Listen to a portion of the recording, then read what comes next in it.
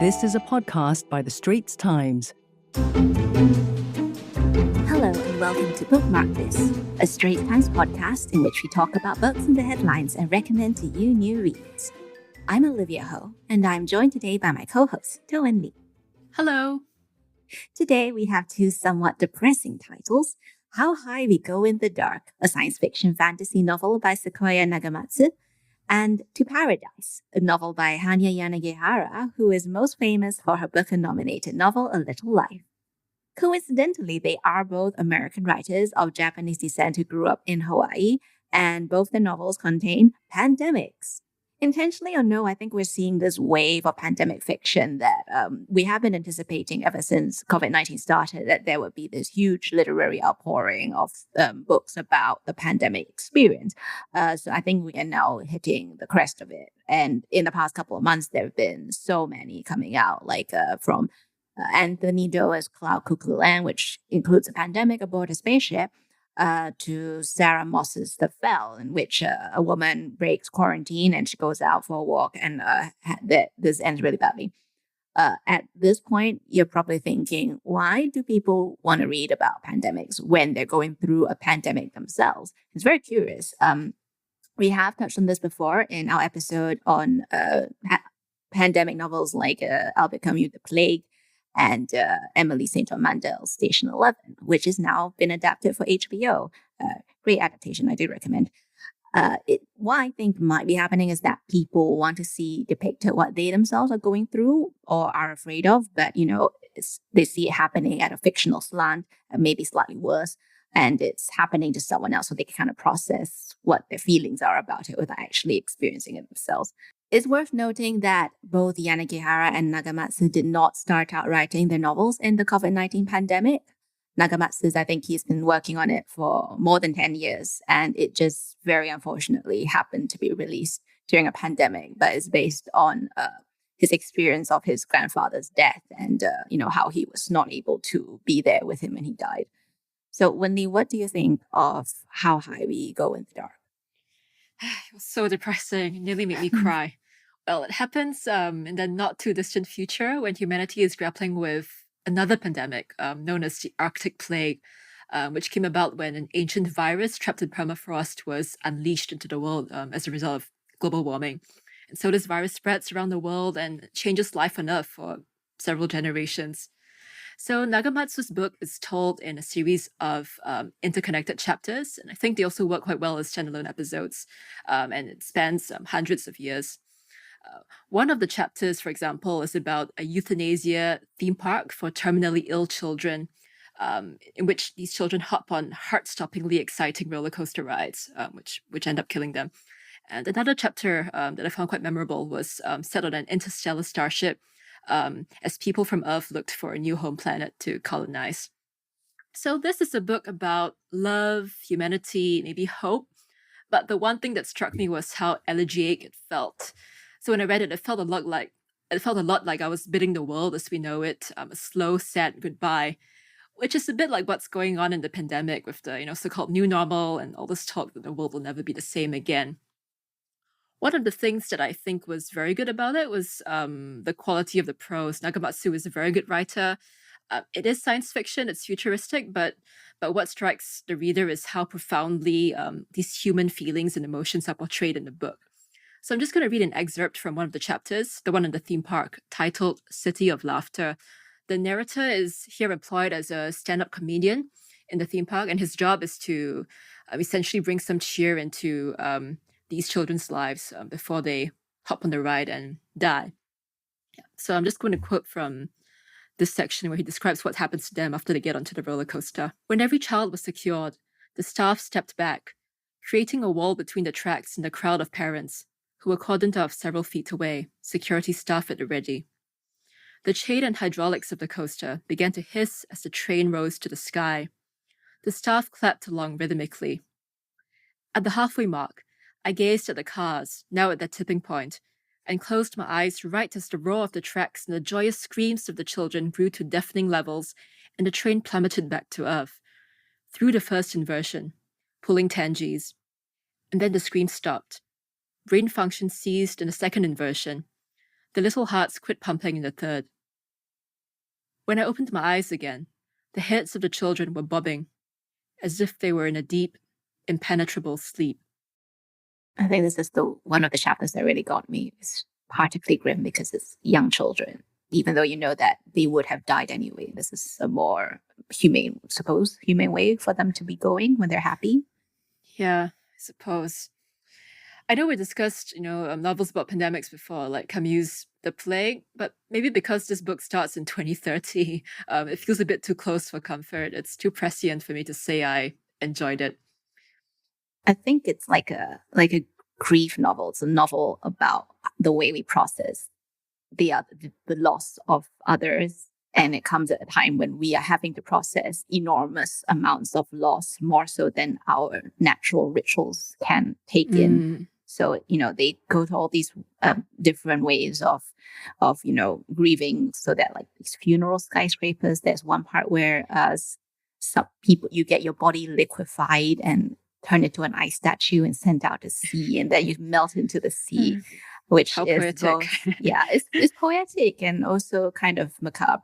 But yeah, it's very much a grief novel, perhaps too close for people who have experienced that, but it might also be a way for you to process it. Yeah, it makes you want to hug your loved ones and tell them you love them.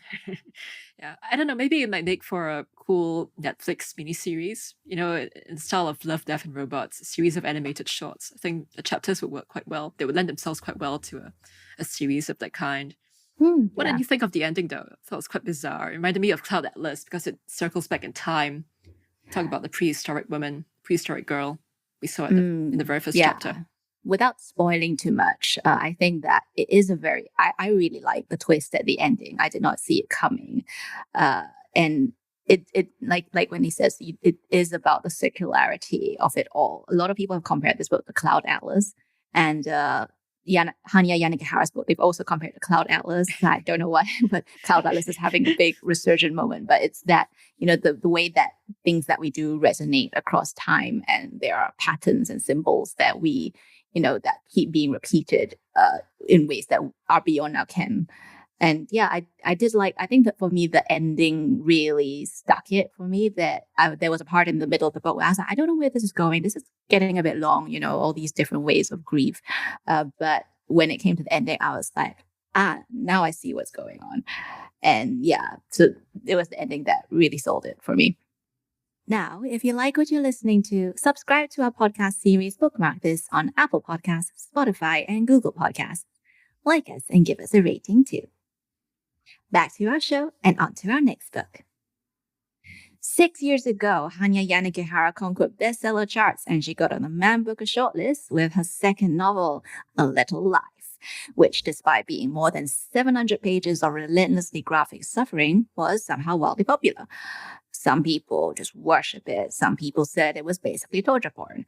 I mean, yes, I can see where both these groups are coming from. For the record, I gave it a very good review when it came out in 2015. And I'm going to say that To Paradise is actually better than A Little Life, but also much harder to read. So it may not look like it, but it's actually shorter than A Little Life. It's about like 20 pages shorter or something in my copy. But it is even more complicated to explain. I'm going to try. To Paradise is divided into 3 sections, all of which orbit around this New York townhouse. The sections take place roughly in 1893, 1993, and 2093. And that the same names keep cropping up but attached to different characters. So each section will contain a main trio. The trio is called David Bingham, Charles or Charlie Griffith, and Edward Bishop. And then there are also other repeating names like Edens, Peters, and Nathaniels, and so on and so forth. Part 1, in 1893. This is set in an alternate New York where same-sex marriage is commonplace.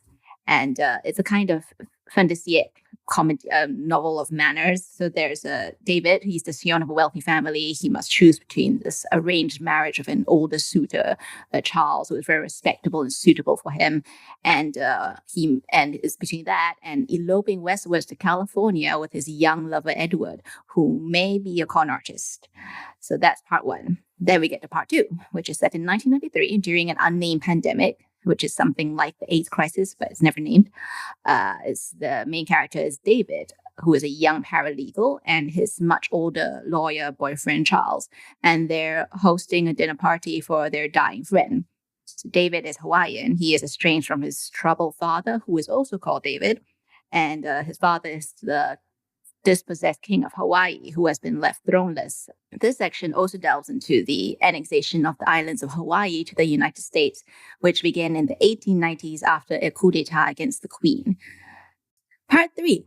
In 2093, a series of pandemics and climate crises have left America a dystopia. The narrator here is a young woman called Charlie. She lives in Zone 8, which is what was formerly New York's West Village. She's in an arranged marriage with a husband who sort of cares for her well-being, but is not otherwise very, romantically in love with her or anything. Charlie is the granddaughter of Charles, the scientist behind the state's original pandemic response. And this was a very controversial response. In some lights, it was considered very inhumane. So you get Charles' story in a series of letters, and you find out that Charlie was the victim of one of the pandemics when she was young and she was cured, but the side effects have drastically changed her physically and emotionally. So she has nearly no effect and she's quite, she's very passive, and physically she's been affected a lot as well.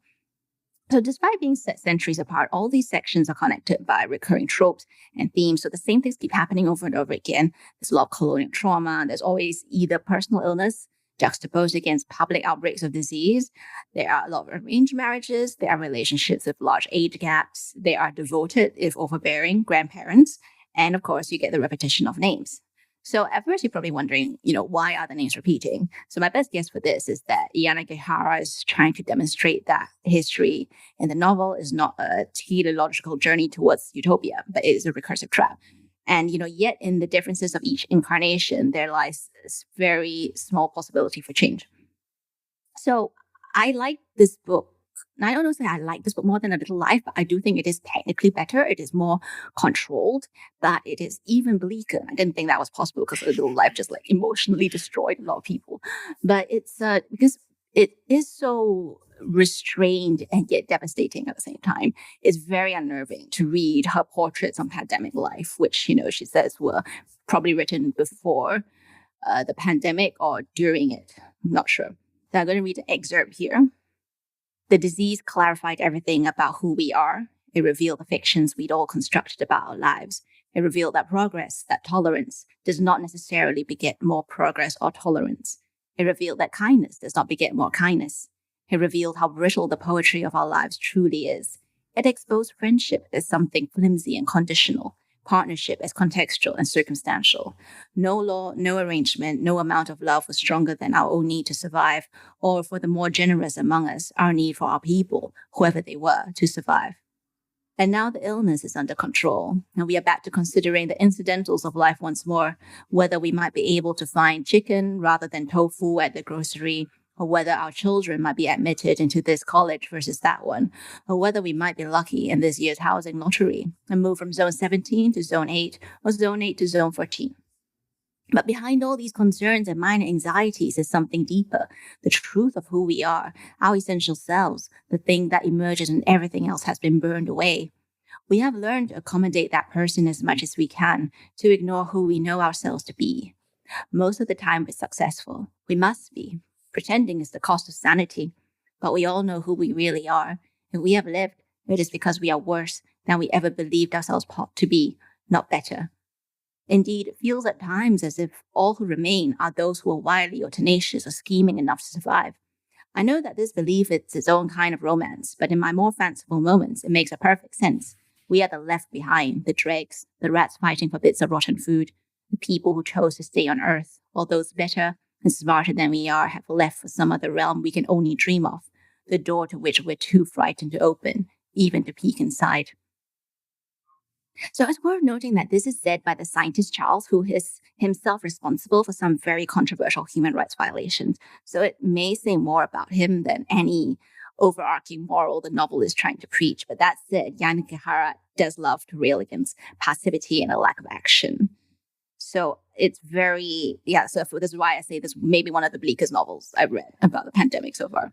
So she's concerned with this idea of the American dream and the idea of paradise because paradise is an exclusionary concept because, you get there and it depends on how some people get in and some people are left outside. So she's focusing on, who gets in, who gets left outside. And each section will end with the phrase to paradise, even as it seems less and less likely that anyone's ever going to get there.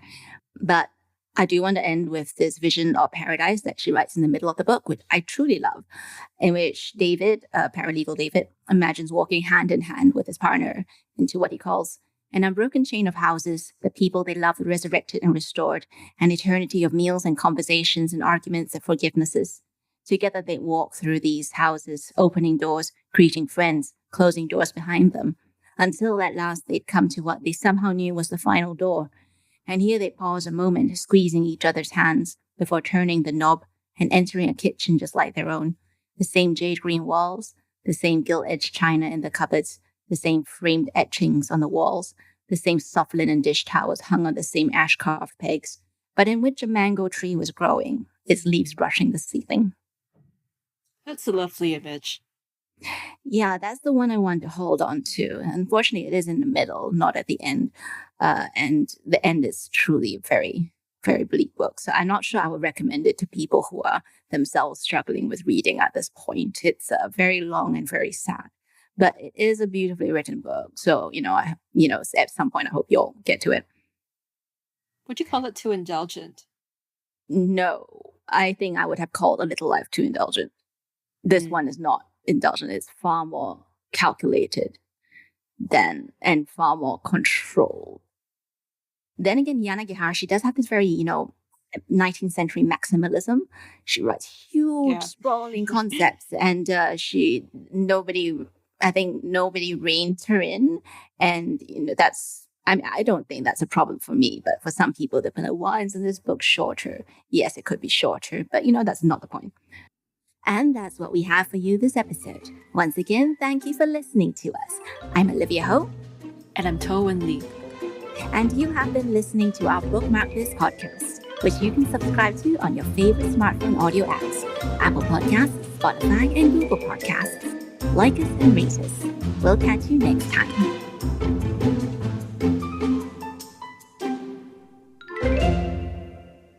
That was a podcast by the Straits Times. Send your feedback to podcast@sph.com.sg. Find us on Apple, Spotify, Google Podcasts, or via the Google Voice Assistant and Amazon Alexa-enabled devices. For more podcasts by the Straits Times, the Business Times, and Money FM 89.3, you can also download the Audio by SPH app. That's AWEDIO.